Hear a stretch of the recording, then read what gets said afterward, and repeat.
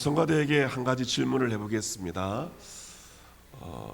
선물은 없지만 한번 생각해 보십시오. 쌀 한 톨의 무게가 얼마나 될까요? 쌀 한 톨의 무게가 얼마나 될까? 재보지 않으셨죠, 그죠? 근데 가수로 활동하는 홍승관 집사님이 지은 노래 중에서 쌀 한 톨의 무게는 얼마나 될까 하는 노래가 있습니다. 그 가사를 보면 내 손바닥 위에 올려놓고 무게를 잰다. 바람과 천둥과 비와 햇살과 외로운 별빛도 그 안에 스며 있네. 농부의 새벽도 그 안에 숨었네. 나락 하늘 속에 우주가 들어있네. 버려진 쌀 한 톨 우주의 무게를, 쌀 한 톨의 무게를 재어본다. 세상의 노래가 그 안에 울리네. 쌀 한 톨의 무게는 생명의 무게, 쌀 한 톨의 무게는 평화의 무게, 쌀 한 톨의 무게는 농부의 무게, 쌀 한 톨의 무게는 세월의 무게, 쌀 한 톨의 무게는 우주의 무게 하는 가사입니다. 쌀 한 톨의 무게가 우주의 무게라면 쌀 한 톨의 가치는 감히 돈으로 환산할 수 없는 것이죠. 여러분께서 오늘 식사하시면서 쌀 한 톨을 귀하게 보시면서 식사하셔야 됩니다.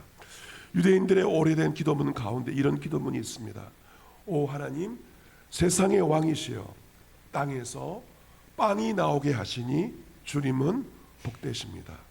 오 하나님, 세상의 왕이시여 땅에서 밥이 나오게 하시니 주님은 복되십니다. 일용할 양식을 먹으면서 이 양식이 얼마나 소중한지를 잊지 말고 이러한 감사의 기도를 드릴 수 있어야 합니다. 우리가 대하는 모든 음식은 하나님께서 땅에서 베푸신 놀라운 축복이라고 말할 수 있습니다. 오늘 본문은 자라나는 씨의 비유인데요, 마가복음 4장에서 예수님은 하나님의 나라를 비유로 알기 쉽게 설명을 하십니다. 하나님의 나라는 굉장히 심오한 것입니다. 하지만 예수님은 그 심대한 하나님의 나라를 너무도 알기 쉽게 주의 백성들에게 풀이해 주시는 것이죠. 26절 하나님의 나라는 사람이 씨를 땅에 뿌린과 같다, 그렇게 말씀을 하십니다. 여러분께서 씨를 땅에 뿌리면 어떻게 됩니까? 27절에 있는 것처럼 밤낮 자고 깨고 하는 중에 씨가 나서 자라되 어떻게 그리 되는지를 알지 못하느니라. 밤낮 자고 깨는 것은 시간이 흘러가는 것이죠. 봄에 씨를 뿌리고 여름이 되고 가을이 오게 됩니다. 농부가 씨를 뿌리고 시간이 지나가면 씨가 나서 자라게 됩니다.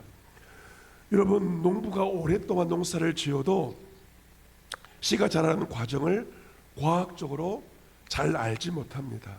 하지만 씨를 뿌리기만 하면 시간이 지나면 씨가 자라게 되는 것이죠. 우리가 자식을 키우는 것도 농사에 비유하지 않습니까? 그래서 자식 농사라고 그렇게 말합니다. 아이들이 태어나 자라는 것이 얼마나 신기한지 모릅니다.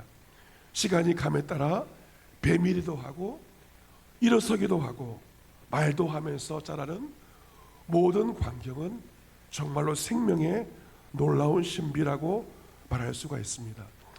사람이든 식물이든 씨를 뿌리고 나면 그 씨가 나서 자라게 되는 것입니다.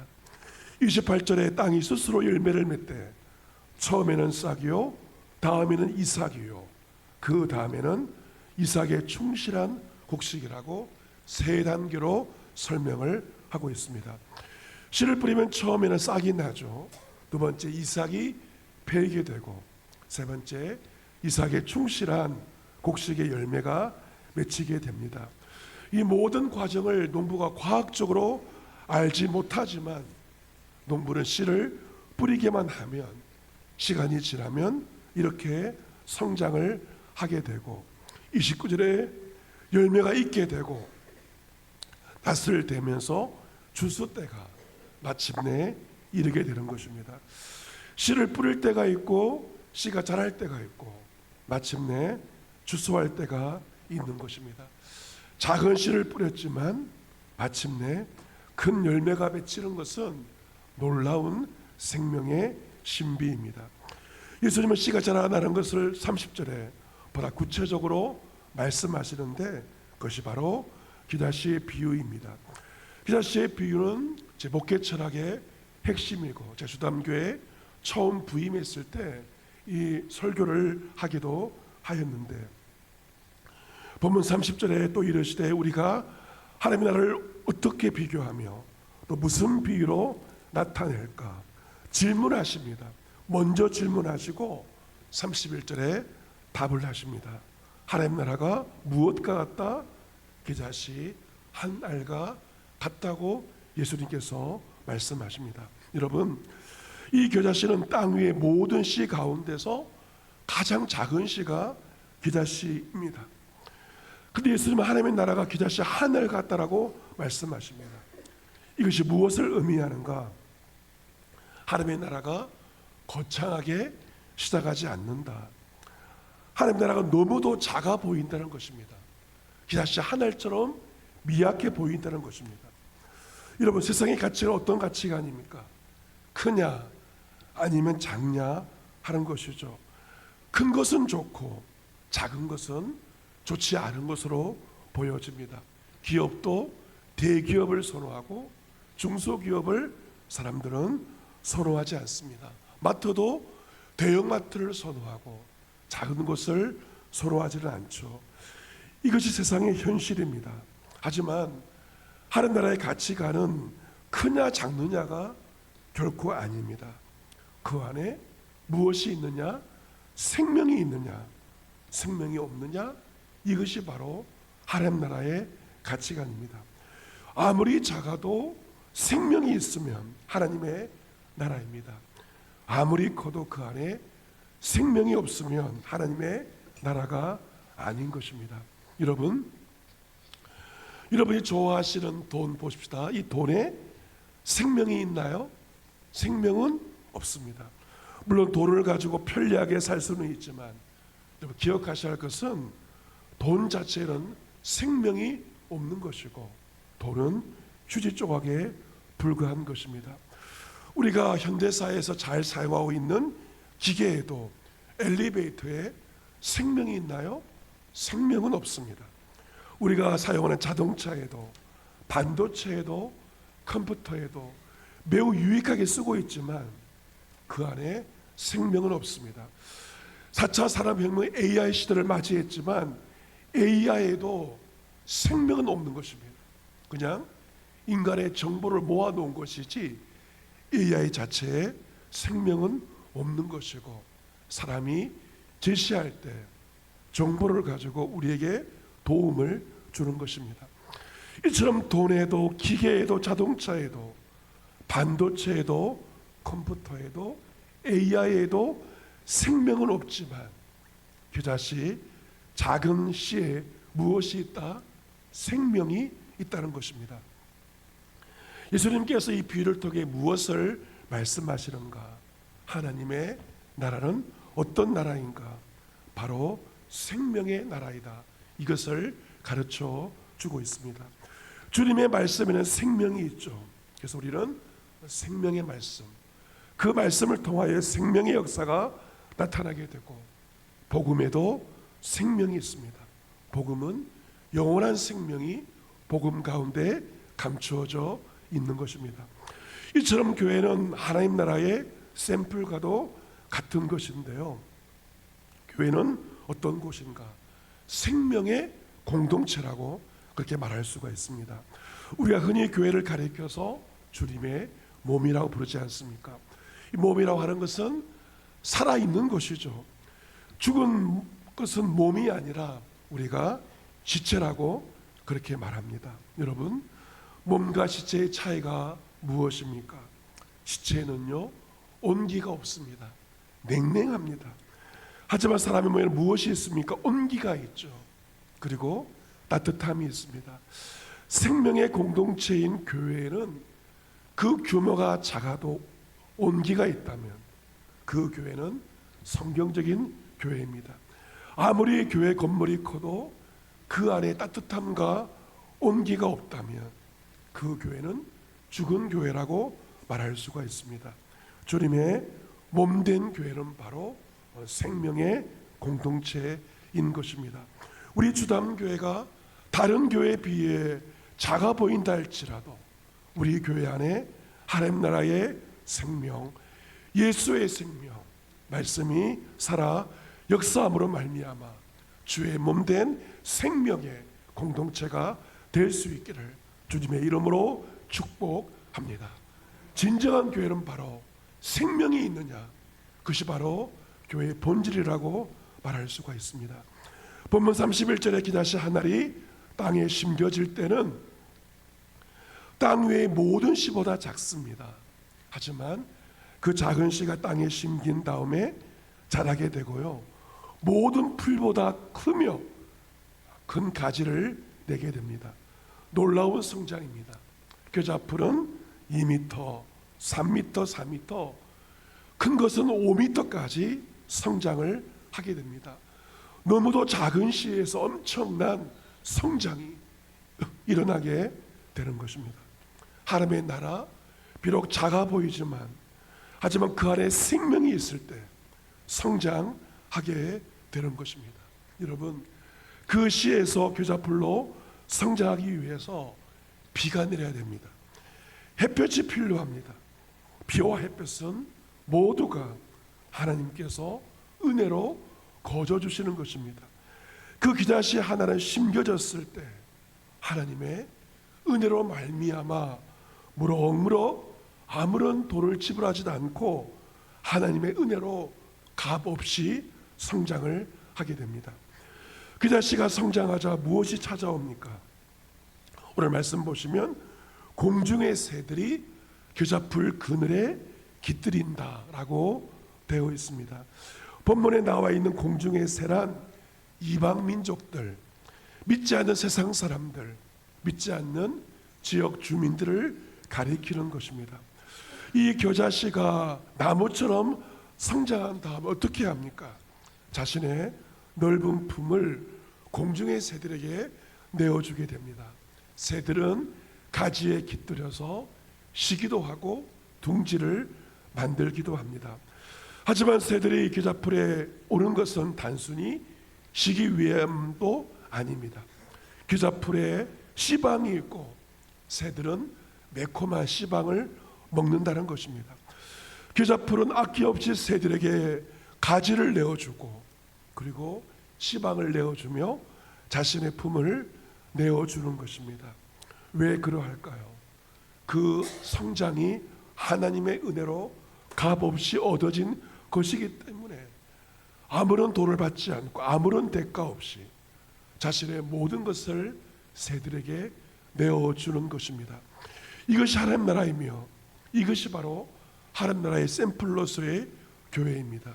교회는 어떤 교회인가?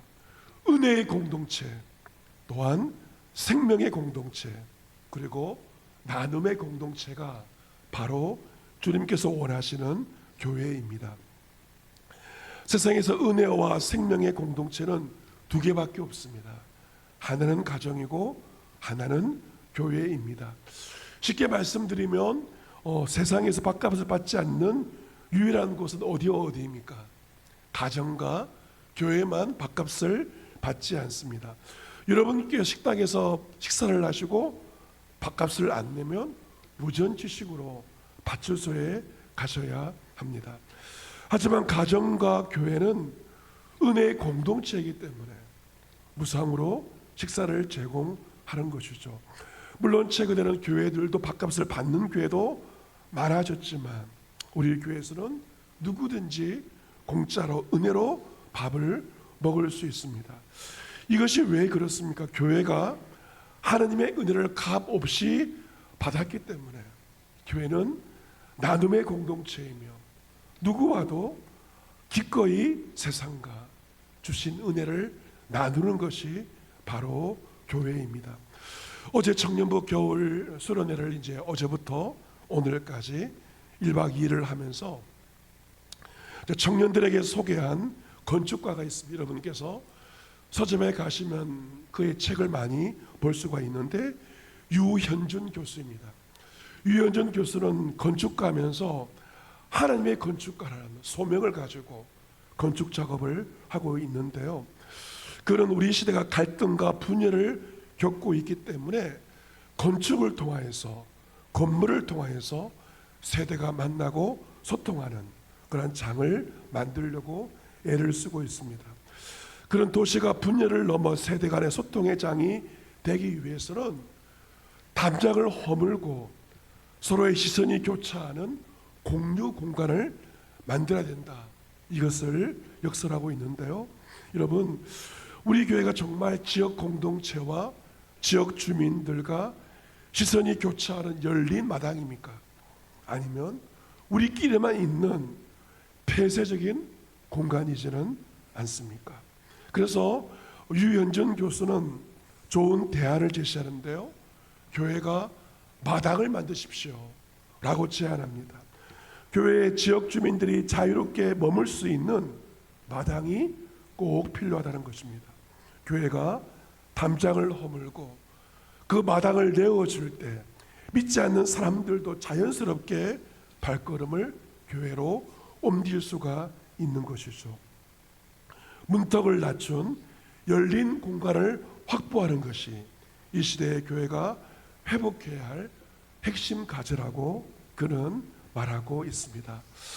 사랑하는 성도 여러분, 오늘 본문에 나와 있는 것처럼 씨가 자라고 열매를 맺는 이 모든 것들, 농사를 통해서 우리는 생명의 신비를 보게 되고 하나님의 생명의 신비를 보게 되는데, 하나님께서는 당신의 백성들에게 원하시는 것을 농사에 비유해서 알기 쉽게 설명하시기도 합니다.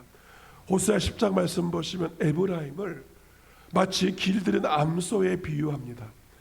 길들인 암소가 밭을 갈고 흙덩이를 깨트린다 하는 말씀이 있습니다.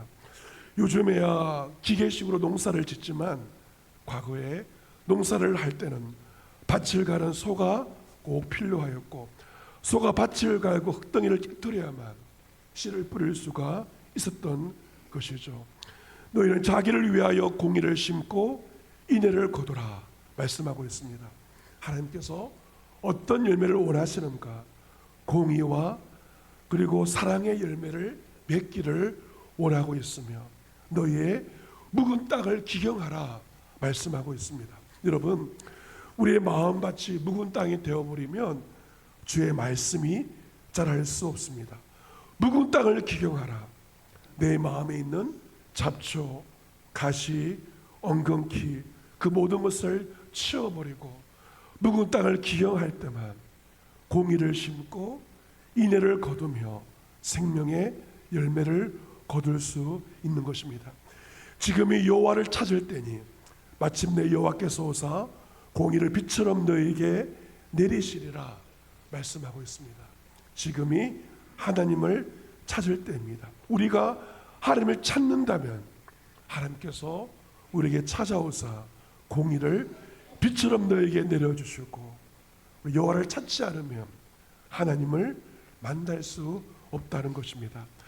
사랑하는 성도 여러분, 예수님께서 말씀하신 성경적인 교회는 바로 하나님 나라의 샘플과도 같은 교회입니다. 생명의 공동체입니다. 교회가 크냐 작냐보다 더 중요한 것은 그 교회 안에 예수의 생명이 있느냐 없느냐, 그것이 더 중요하다는 것입니다. 우리는 성도 한 사람 한 사람을 대할 때 숫자로 보는 것이 아니고 돈으로 보는 것이 아니고 성도 한 사람 한 사람을 생명의 가치로 볼 수 있어야 합니다. 우리 교회는 지난 2000년부터 26년 동안 하나님 나라의 그 가치를 위해서 교회를 섬겨왔습니다. 올 한 해도 변함없이 생명의 역사를 감당할 수 있어야 할 것입니다. 생명은 반드시 생명을 낳습니다.